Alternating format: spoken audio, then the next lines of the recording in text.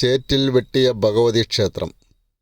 പാലക്കാട് നിന്ന് 11 കിലോമീറ്ററോളം ദൂരമുള്ള ധോണിയിലാണ് ഈ ക്ഷേത്രം സ്ഥിതി ചെയ്യുന്നത്. ഏമൂർ കൈപ്പത്തി ക്ഷേത്രത്തിൽ നിന്ന് ഏകദേശം 4 കിലോമീറ്ററും. ഏമൂർ കൈപ്പത്തി ക്ഷേത്രത്തിലെ ദർശനം കഴിഞ്ഞാണ് ചേറ്റിൽ വെട്ടിയ ഭഗവതി ക്ഷേത്രത്തിലേക്ക് പോകുന്നത്. ധോണിയിലേക്കുള്ള റോഡാണ്. ധോണിയിൽ അതിമനോഹരമായ ഒരു വെള്ളച്ചാട്ടമുണ്ട്. പാതയുടെ അവസാനം ധോണി ഫോറസ്റ്റ് ഓഫീസാണ്. അവിടെ നിന്ന് മുകളിലേക്ക് കയറിയാലാണ് വെള്ളച്ചാട്ടം കാണുക. ഫോറസ്റ്റിൻ്റെ പെർമിഷൻ ഇല്ലാത്തതിനാൽ ഇപ്പോൾ വെള്ളച്ചാട്ടത്തിലേക്ക് ആർക്കും പ്രവേശനമില്ല. പോകുന്ന വഴിയിലെല്ലാം മനോഹരമായ പ്രകൃതി കാഴ്ചകളാണ്. പാലക്കാടിൻ്റെ നല്ലൊരു പ്രകൃതി ഭംഗി ഈ യാത്രയിൽ നമുക്ക് ആസ്വദിക്കാൻ കഴിയും. പച്ചപ്പാടങ്ങളും അതിമനോഹരമായ മലനിരകളും നിറഞ്ഞ ഭൂപ്രദേശം. ഏവർക്കും വളരെയധികം ഇഷ്ടപ്പെടുന്ന ഭൂപ്രകൃതിയാണ് ഇവിടമെല്ലാം.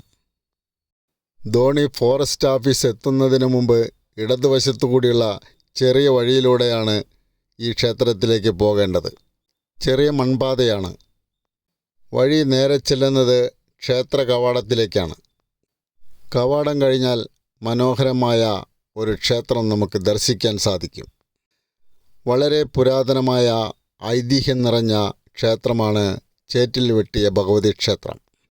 ചെളിയിലാണ് വിഗ്രഹം സ്ഥിതി ചെയ്യുന്നത്. സ്വയംഭൂ വിഗ്രഹമാണ്. കൃഷിയിടത്തിന് നടുവിലായിട്ടാണ് ക്ഷേത്രം സ്ഥിതി ചെയ്യുന്നത്. ക്ഷേത്രം സ്ഥിതി ചെയ്തിരുന്ന സ്ഥലം നല്ല മുൻകാലങ്ങളിൽ കൃഷിസ്ഥലങ്ങൾ തന്നെയായിരുന്നു.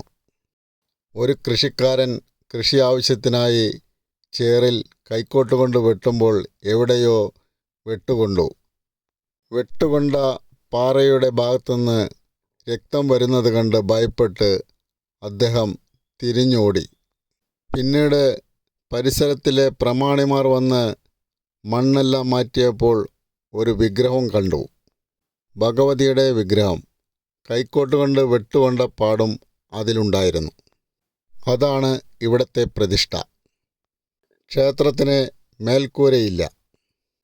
പുരാതനമായ ക്ഷേത്രമാണ്. ചുറ്റും കല്ലുകൊണ്ട് കെട്ടിയിരിക്കുകയാണ്.